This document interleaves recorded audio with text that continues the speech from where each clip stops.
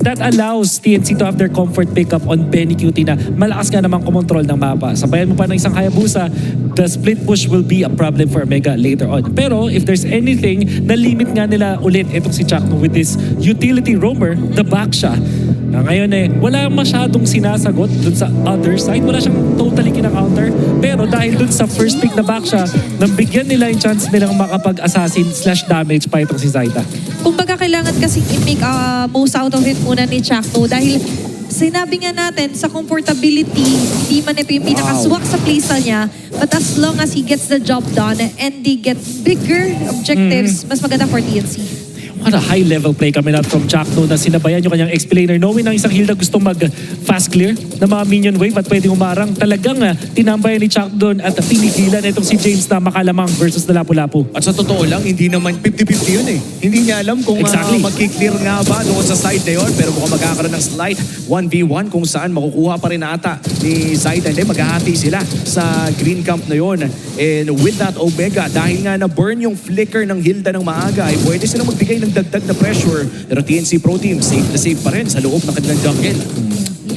Ryzen even. At the first sign of trouble, nung nakita niyang dumaan si Chakno na gumugulong dun sa mid, automatically hindi na siya nag-attempt na mag-knockout dito, prioritizing his farm. Alam natin ngayon sa ating metagame na mas nakalamang na yung Fanny sa Hayabusa when it comes to clear speed. And by the way, 4 years, 9 months, and 28 days ago pa po, yung huli na nagsama-sama si Eto Max Chakno and Betty Cutie sa battle for third pa yon ng Execution versus Onyx. Pero ngayon, ang kanyang reunion. Ito reunion din ni Zaida at ni James nung MPL pa sila. Pero sa kabilang banda, first blood agad yung nakuha nila. And that's first blood para sa TNC Pro Team. Katulad na lamang kanina ay magandang simula ng TNC Pro Team. First blood sa kanila naman mapupunta. At ang unang pagong ay mukhang kanino nga ba napunta yung unang pagong? O magsuspond pa lang ba? Magsuspond pa lang. Ganun kabilis. And, very quickly lang. So sabihin na na-shutdown si James ulit dun sa attempt niya na dalawang beses mag-cut. Pero ngayon level 4 pa rin siya. Very familiar situation. Katulad na nangyari, nahain lang doon si James sa pinakaharap. Pero ngayon nahain na nga lang si Haji. Makakaiwas pa rin. There's going to be a jump here for 3-Mar. Yoshi, hindi makakapalag. Zaida getting the turtle. Meanwhile, magkakaroon tayo ng mga trades. James down. SOD wouldn't hit. Habang sila Lancy, tatamaan dito sila Super Yoshi. And with the turtle going to the hands of TNC Pro Team, nakalamang din sila sa kills. Mas magandang simula para sa kanila in this game. Way better. Especially kasi na-shutdown nila yung specific na role player from Omega, which is yung XP. Dalawang beses namatay doon si James. And nagkaroon ng kill doon kay Zaida mula doon kay Ryzen. Kasi nga naman pinalow siya ni James kinontest doon sa Turtle. Pero nagbibigyan ngayon ng TNC na ng napakalaking advantage in the early stages. In fact, itong si Lancy at Chakno, don't sleep on this combo kasi mamaya itong Kimi magiging problema na rin para sa Omega. Oh, and I think Sky Piercer ang kanyang naging unang saktong-sakto makikita natin sa in-game equipment atid ng Infinix. Early Sky Piercer nga ang ating nakikita dito kay Lancy. At ito na bang standard kapag Kimi mid ang usapan? I would say pag snowball ka, yes. Don't try this at home. Pero siguro sa mga pro players, oo. Okay, strict nung patnubay ng mga squad ang kailangan kung susubukan nyo man. And then, very interesting take kasi to na for TNC Pro Team, they're not confident na mapapasnowball nga nila si Lancy. At saktong-sakto, no? Mukhang nakakuha naman ng napakaagang kills din. Though wala pa yung stacks, maagang nabili ang Sky Piercer. Less than 3 minutes in, nakuha agad ng mid laner ng side ng TNC Pro Team. As the 30 seconds na lang ang ihintayin natin. Pero si Ryzen mukhang nakahanap. Okay, medyo makakato din si 3-Bar. Mauntog naman pabalik dito si Ryzen. Aray ko talaga. That's going to be a kill onto the jungle. Hindi umabot yung kable, pare. Oo, ganda nung ginawa doon ni Trimar. Take advantage of that pit ng ating turtle kung saan pag nakapasok yung Fanny, pwede nga naman talaga niyang i-wall spam yung kanyang katapat doon. But if you get out of that fence and makakakuha, so sabay, pagka-out niya doon sabay bakod, balik siya with the ultimate outplaying Ryzen. At mukhang turtle na ang punteriya dito ng Omega ngayon. Hawak naman ni Super Yoshi yung bush pero si Lancy magsisimula. Chakno with a nice read. Nahanap nila. Okay, andyan yung talon. Kaso nga lang si Lancy makaka-back away pa rin. Holding on to the turtle dito si Chakno. Mga members of Smart Omega, James trying to find a window. Dito mga kape para kay Ryzen. Kaso abutan sila doon sa pinakalikod na naman ng 3-Bar. Dito tama yung last bits of Famous Fighter. Pero tama pa rin naman dito sa mga basic attack ay si Ryzen. Kasabay ng pagbagsak ng pagong ay pagbagsak din ang buhay nila sila. James chasing down. There's going to be a conceal. Atras muna dito sila Chaknu. Yet another team fight ang napanalo ng TNC Pro Team. Nakakuha pa ng objectives, nakanako pa ata ng purple dito at may team fight na naman nasisimulan. Yung traction post, andyan pa yung top. Tuloy-tuloy yung mga balan magagaling na klase. Kaso nga lang yung huling putok ng Predators ay tama ba din dito kay Lancy. Hindi tumatantan agad dito yung TNC Pro Team. Oo, ang daming pressure at passion na nabibigay dito sa kanilang gold lane na kalbong ata ni Benny Cutie yung buong shield doon That's sa baba. At this is a spectacular game for 3 more so far. Ano namang nangyayari sa ating Infinix in-game equipment? Well, nakakalamang na ngayon ng kahit pa paano itong si Moskov with that sight. Samantala, ito naman si Netsky not that far behind pero laking bagay kasi na may wave na nakuha dito. Itong si Moskov onto the bottom. I mean, the outer third energy shields. But Ryzen needs catching up din. Yung important thing dito is maisama na nila si Netsky. Malagyan ng number yung KDA at saktong punto nakuha nila doon si Chaknu. Medyo bumabagal na ang TNC Pro Team with Haji making plays. Si Benny Cutie na ata susunod! What an angle breaker. Nakaiwas ba doon si Benny Cutie? Grabe. Iba talaga. Itong si Benny Cutie. This is definitely a hero that you can say na comfort din. Walang mana. Punti ka na, pare. Oo. Nakita ko parang ini-spam na niya. Iisip ko, teka lang, may mana pa to. Yeah. Pero mukhang makakatakas pa rin naman. But going back to your point, Woods. Yes. Yeah. Ano na ba ang itsura ng laro? Bakit parang bumaba pa yung gold lead ng TNC? Well, that was because of the shutdown doon na kay Lancy din. Kaya nakabawi dito ng kahit pa paano yung Omega. And then there was a kill onto Chakto as well. Pero kahit pa ito ay 1.9k lead, ang hindi natin pwedeng i-disregard is itong si Benny Cutie na nakapag-farm freely. Wala siyang flickers sa ngayon pero that's also Omega committing some of their resources to gun him down na hindi nila na tuloy. At ngayon yung TNC tuloy, magkakaroon ng problema pagdating ng late game. At tutuloy rin tayo dito. Pangatlong pagong ng laban. James just roaming around. Hindi mahawakan ni Super Yoshi yung left bush mid natin. And that's a very good hiding spot dito para kay Chaknu. TNC Pro Team tuloy lang ang pagkuha ng turtle na yun. Mukhang iti-trade na lang nila. That's gonna be a turtle secured for TNC Pro Team. Pero Torre naman ang sagot ng Omega. Sino ba nakakalamang sa mga ganong klaseng trade? For sure TNC. They have the better late game. They have the better map control. At alam natin na kapag nakakuha ng first 3 turtles ang team na inclined mag-late game, maganda talaga yung laban para sa kanila. At most importantly, Zyda nakapag-nakaw pa dito ng Orange Buff.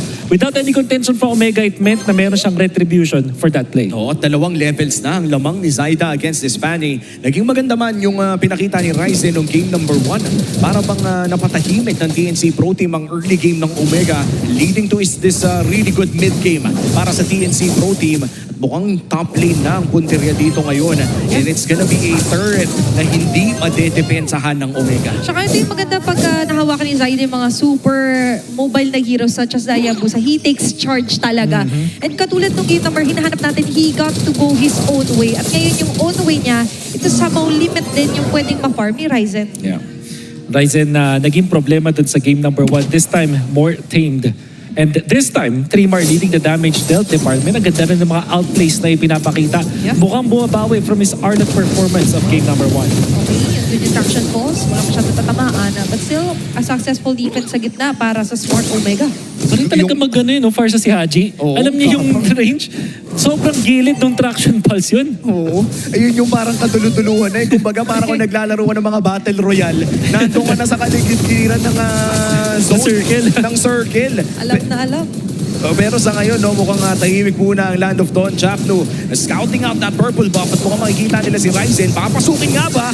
Okay, kasulok-sulukan, pumasok si Zyda. Pinapalo pa rin yung purple ba pero papaluin din yata pabalik dito ni Ryzen. Maaagaw pa nga yata. Oo. Yes, Dito, that's Zyda. na kay Trimar. Nakakay Trimar, Nakakay Trimar. pare ko. Oo nga. Pero ang masama, hindi pa rin napunta. Super Yoshi! Okay, maganda yung AOG. Forward dito for Sport Omega. Kaso nga lang sa pinakagili makakasayaw. Dito sila Netsky. Kaso ang Aray kapalit ko. ay kanilang mga buhay makakasayaw. There's going to be shadow killer for Zyda. Susunod pa yung buhay ni Super Yoshi. 3-man down for the side of Smart Omega. That was a nice catch para kay Benny That's Cutie. Pero mukhang nakalamang pa rin ang TNC dahil ang sakit na ni Zyda, pare. Creative jump coming out from Super Yoshi na advance talaga knowing where Benny Cutie will land eventually at na-burst down nila na mabilis. However, TNC with the better resources tapos mas maganda rin yung kanilang insta-burst and Zyda utilizing yung kanyang Hayabusa para makapunta dun sa may backlines. We'll see through the replay kung gaano katindi yung counterplay na yun. So Super Yoshi, makikita nyo yung advance na gatot ka sa ultimate dito, di ba? Ganda. Kaso maka-counter sila with Lancy landing attraction ball. So Netsky na hindi naka-purify sa ngayon. Opted to go for the flicker. At hindi nila na iwasan yung damage na nanggagaling dito kay Zyda. And that replay was brought to you by Infinix. Kita natin ngayon na ang Lord ay nagmamarcha na in the bottom lane. At mukhang dinedepensahan naman ng Omega ang mid lane. Hinihintay lamang nila na may mga magpakita sa mapa. Pero ang ganda ng information game ng TNC Pro Team ngayon. Yeah, it's all about the forecast kung ano yung mga next movements and thinking forward para dito sa Smart Omega. Yeah. At TNC, smartly, kukuhaan na lang muna nila dito yung mga mas importanteng objectives. In this case, the purple buff. Every time that there's a funny game, objective bigla ang purple buff. And mid lane na susugurin ang side ng TNC. Omega defending traction balls. Ko-connecta lamang kay James pero kumonekta din ang Shadow. Hindi niya pipindutin ang kill. Okay, they're waiting for a big opportunity at yung opportunity na yun nandito nga ba kay Super Yoshi. Putok na yung blessing here for the turret. But still for TNC, hindi pa sila mag-go. Yeah. And the problem now na para sa Omega ay sobrang nag-all-in sila sa early game. Heal the last pick. At ito rin namang third pick na Harit. Knowing na pagkakita nila nung lapu-lapu, pati na rin ng back siya, siguro nagkaroon ng prompt sa utak nila na pwede na siguro tayo mag-Harit dito. And then TNC turned it around. Picking up the Hayabusa, isa sa mga natural counters sa isang Harit. At ngayon, etong si Nets, napuwersa siyang kumamit ng flicker instead of the Purify para lang i-avoid yung Hayabusa later on. But it's now biting them kasi ngayon hindi sila makaharap. At this point, Omega, slimmer chance talaga to win this. TNC not only have the hero advantage, but they also have the late game advantage. At hindi pa nga nabubuo yung Blade of Despair dito ni Zyda. Makapag-shadow out naman siya. Pero mukhang at least the good side para dito sa Omega ay kaya pa rin tumangke ng mga tangke nila. Wala pa tayo sa punto na yung mga tangke nila ay tig 2 to 3 seconds na lamang sa loob ng front line. Yeah, and that's the important thing, diba? As long as they're still holding on, they're super Smart Omega. And maganda yung mga ganong moments si Super Yoshi na tumatry siyang kumpredict ng huli kila Benny. At ngayon mukhang kailangan nila i-predict kung mag-all-in ba dito ang TNC Pro Team. Retribution is used. Pero nasa likod na si Jackson. Okay, si Haji medyo dinadali doon. Nina-Jack no dreamer with a mega kill. Kabilang banda naman, AOG out doon sila Super Yoshi. Yung sayaw ni Netsky, tinanggal siya sa dance floor. Hindi pa mapakinabangan masyado yung mga dashes siya. Pero ngala si Triba, ay makukulong. Lumalaban, pumapalag. Napakakunat ng labo-labo. Dito ni Trimark, may kasama bang ang pag-recall.